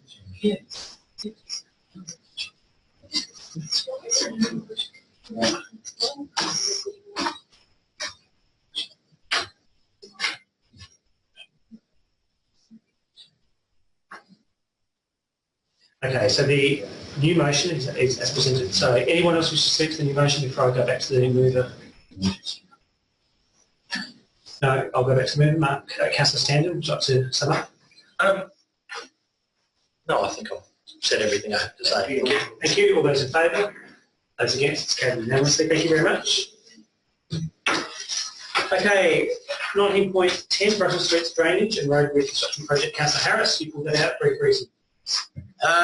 Yes, to move it, but also the reason I pulled it out is to ask a couple of questions. So you want to ask a couple of questions, and you'd like to move it? Yes, I'll move it. And Floor is yours. Okay, look, I'm moving this motion because of the particular area it is that I've seen for many, many years of people coming out of the Baptist church and swimming around there. And the photos you see, I think, are what the managers pointed out. It's not a big rainfall that has happened because it closed the whole area. I get a bit disappointed in some of it. To my knowledge, this is July 17, and the first people we paid was February 16 to draft up some plans for the area and design and that sort of stuff. And I see one of the reasons now we're doing it again, or have done it again, is because we didn't take in some things into account, and some of the areas people have done the design, and also in 15 we've done the same. But that is why I emphasise again to talk to the councillors, because I can tell you what the water's been like there for 20-something years. So I get a bit disappointed that now we're going to fix a problem as a bigger problem, and it has to be done, and that's why I'm very sorry for the other street. That's why I'm promoting the motion, is because I think we should use that money instead of half fixing up a street, half fixing up another one. Let's fix up a problem as it is. So I am emphasising to do it. The couple of little questions I had was, and I'll let the first one go, was why was the first one done in February 16? They done a design, and now it hasn't, because the same water has come off Friend Street and off all the other streets since time immemorial. But my concern, as I like to raise, you've given me the opportunity to know, that's why we talk to the councillors of the area before it happens, and then they might assist as it goes down. But I urge people to do, because it's not just that corner that gets affected, and it does go onto Howard Street and around the corner, and the people coming out of that church and various other places there do quite often get very flooded, and the people on the street. So I urge people to support the motion. Thank you, Councillor. Someone to second? Councillor Stanton. Wish to speak? No, I'm good, thanks. Oh, okay. Anyone else wish to speak to the motion?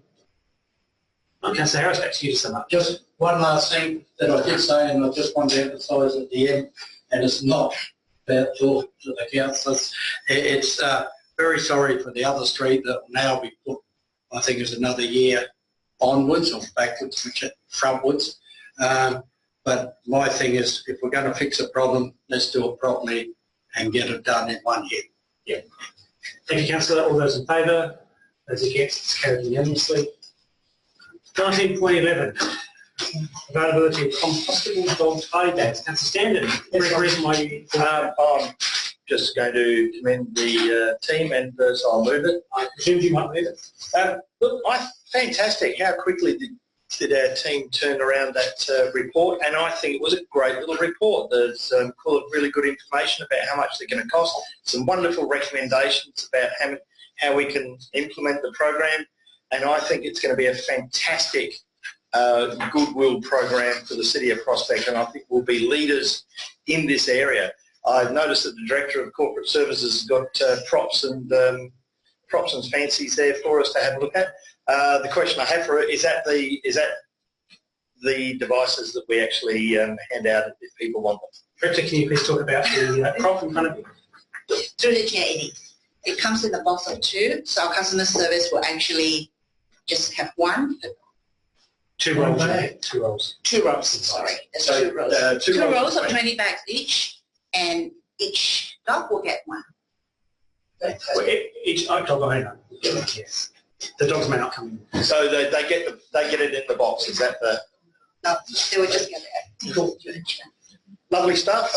It'd be nice if we could actually. I think it'd be nice if we could actually get some sort of sponsorship from maybe PetSpot or someone like that, where we provide a little bag that it comes in.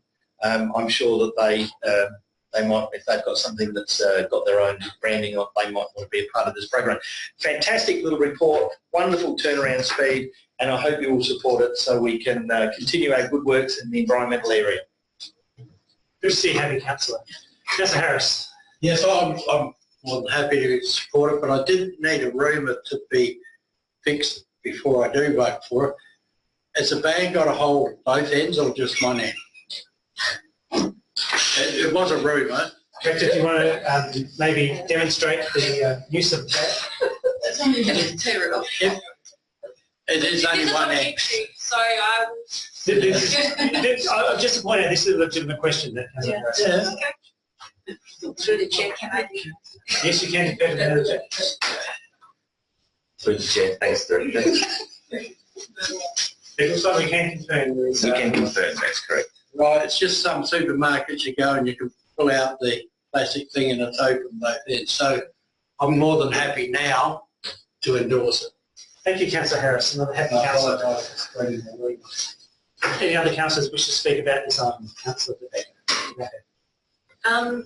Again, I just like to congratulate Councillor Stanton on his enthusiasm and publicity. I mean, I think it's for the value we get for the money we're spending. I think it's a really good education project as well. So, like I said, I think goodwill in the community is very important. What I would be interested in is through the chair, the time frames, because we do have a bit of a doggy-focused prospect fair at the Broadview Oval coming up, and I was wondering if there'll be anything about this project at the fair. Thank you.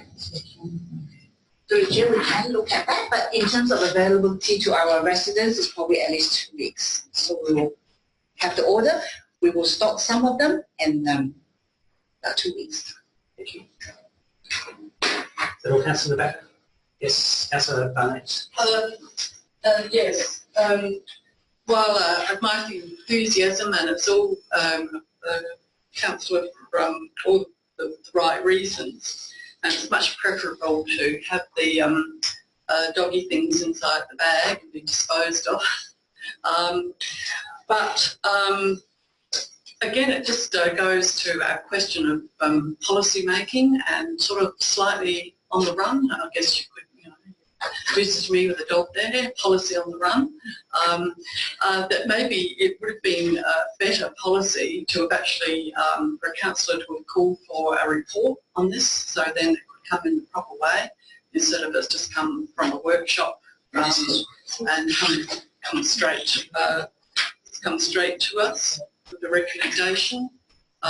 Originally we were told, oh, there was some cost most probably attached, but now we find that there's a cost of about $3,000 odd that's got to come from somewhere in the budget.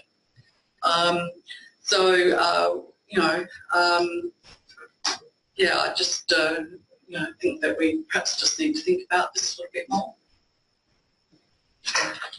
Thank you, Councillor. Any policy making? Thank you, Councillor Lee. I'm a little torn as to whether I support this or not, because I understand the sentiment around it, but like Councillor Barnett said, I would have been more comfortable if we came with a recommendation to note the report and then we go further on a discussion around this, because this was a workshop topic that wasn't hugely supported. The thing that concerns me is council notes that additional expenditure may be subject to budget variations, and I'm not keen to include things in the budget now when the budget's already been. There were many great projects that we would have liked to include and we didn't. So I understand the sentiment. I've not heard of anybody calling for it. I've never heard anybody complain that there's no dog bags out there. And I would just like us to discuss this further, to explore it further before I actually support this particular motion. Thank you, Councillor. I think everyone has spoken.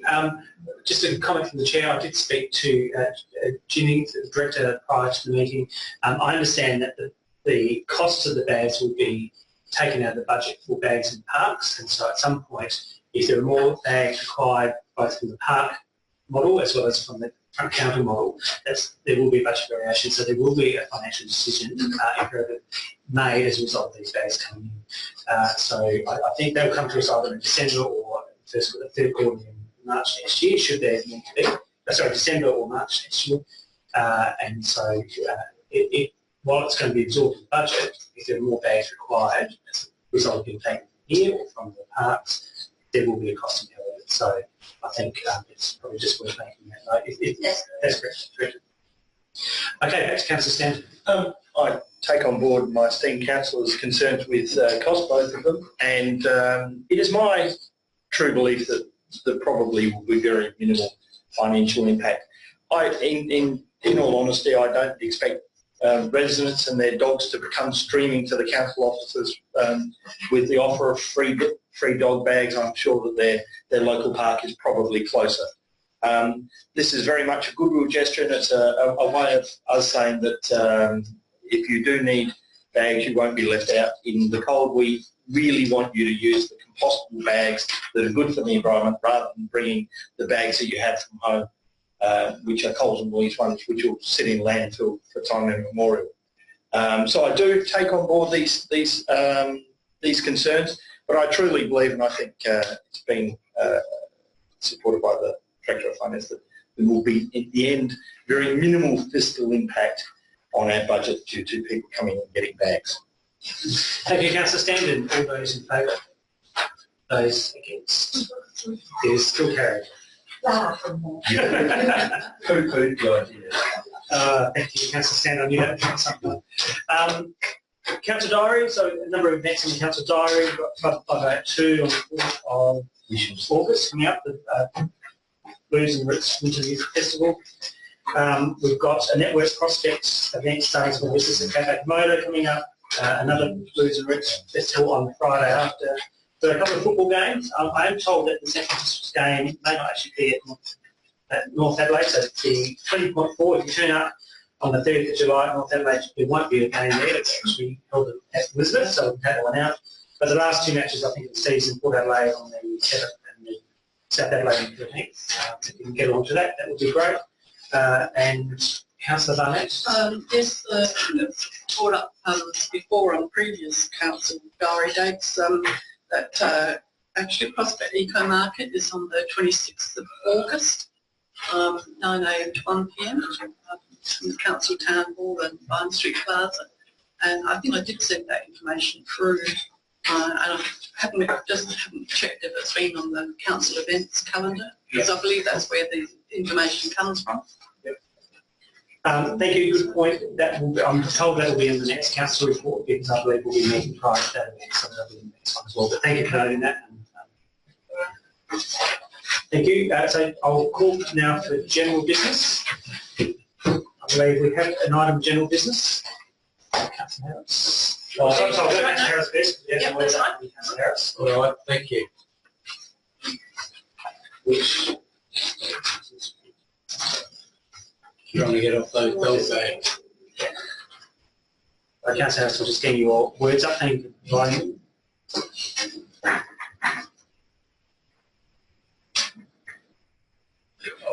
What's happening when it does get up on the board is... I think you need to read it out first. You're not checking my spelling, are you?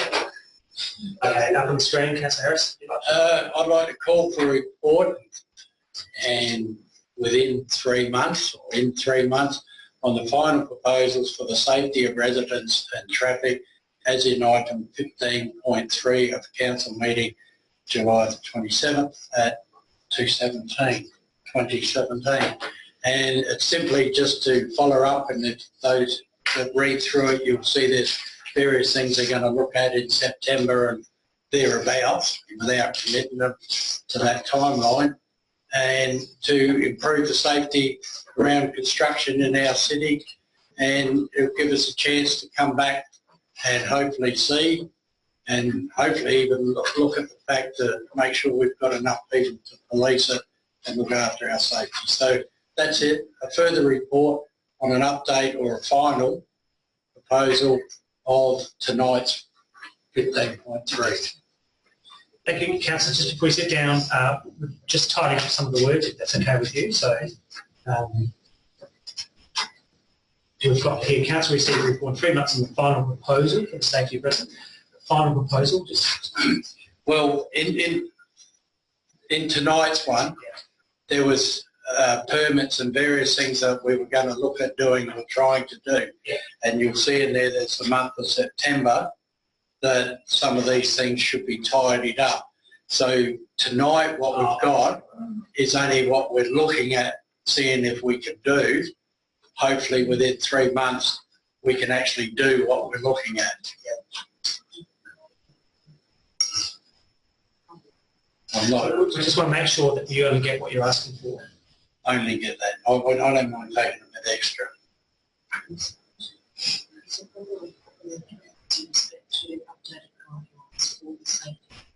So rather than saying final proposal, we're thinking about whether we put updated guidelines, because that's really what you're asking about. Would you be comfortable with that? Okay, I'm happy with that updated guidelines and the proposal. So we just think that is an easier practice. And I'm talking to Cindy there, have we got enough people to do it?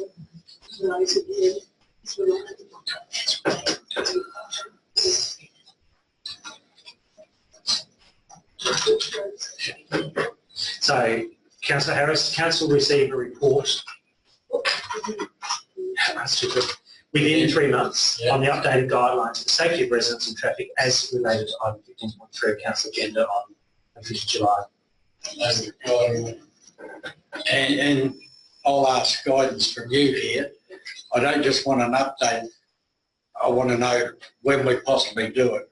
We'll have all this stuff together and it will say we've got 4,000 policies, but we only got one person to police. So guidelines and resources. So the update and how it's going to be, yeah.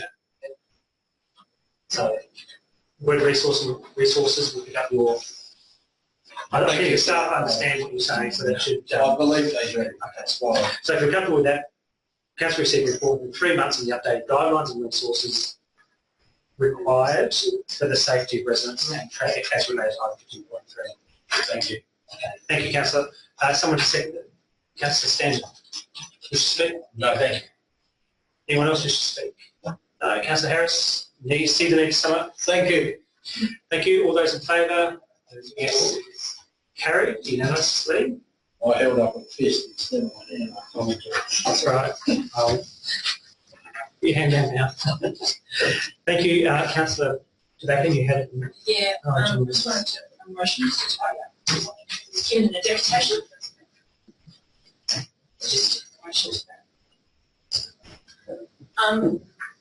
that. So this is your. No, not exactly. It would help. Look, just in regards to deputation, pass those around that we heard earlier today.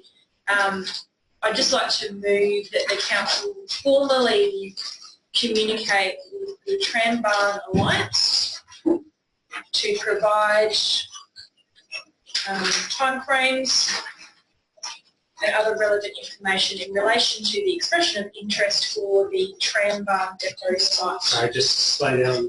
Sorry. Sorry? I'm just trying to get your words. So the council formally communicate with the Trambarn Alliance to provide them with timeframes and other relevant information in relation to the expression of interest with the Trambarn depot.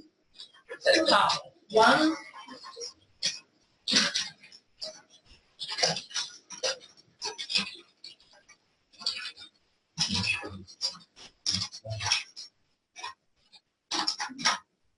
And part 2, the printed copy of the deputation be forwarded to the members of the project executive group for consideration and the councillors. Would you just rather say the councillors, because the councillors make up the project? Or councillors And the administration. and senior executives? Senior. Senior staff? Yes, that's fine. To election members. Yeah. Okay, so let's see if we've got this right. So when you say formally communicate with the Trambarn Alliance, in the care of Jeff Cook, I don't know if we'll email, do I have to put his details up there? No. So council formally communicate with the Trambarn Alliance to provide them with possible timeframes and relevant information in relation to the expression of interest for Trambarn and depot. And the printed copy of the deputation be forwarded to elected members and stuff. Can you say printed copy of Mr. Cook's deputation? Yes. To be very clear, his deputation.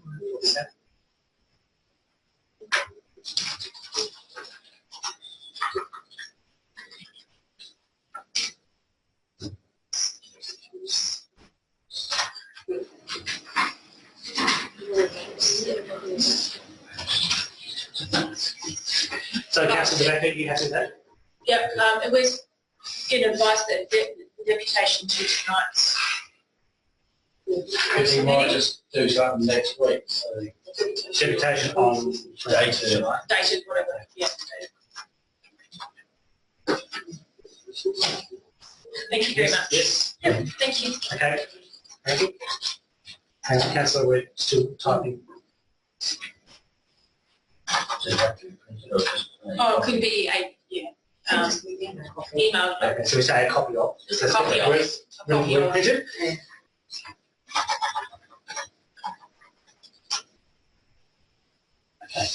Fantastic. Good, Thank you very thank much you. for that. No. Do you wish to speak any more to that? Just I'd encourage members to support it. Thank you, Councillor Harris. No, I'm just very happy to support it. And second. I was happier when you stand up. I'm very happy to support it. Thank you. And second. Anyone else wish to speak to it? Councillor Tobacco, wish to sum up. All those in favour? Those against? It's carried unanimously. Thank you. Any other items of general business? Any items of general business of an urgent nature?